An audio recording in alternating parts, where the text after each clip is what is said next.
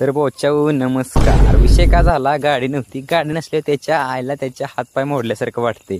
दूध काढलं, दुधाचं कॅन असं ठेवलं आणि एका महान व्यक्तीची वाट बघत दबंग पिक्चर मध्ये सलमान खान एवढी भारी एंट्री हाणली नाही तेवढी आमच्या शुभमनं हाणली. लय शायनिंग मारते. हा डायलॉग ऐकून शुभमनं शाईन गाडी घेतली. मला वाटलेलं भाऊ एका पायावर गाडी वळवल, पण माझा अपेक्षा भंग झाला. गडकरी साहेबांनी सगळं रस्ते केलं, पण आमचा पांदीतला रस्ता करायचा विसरल्यात.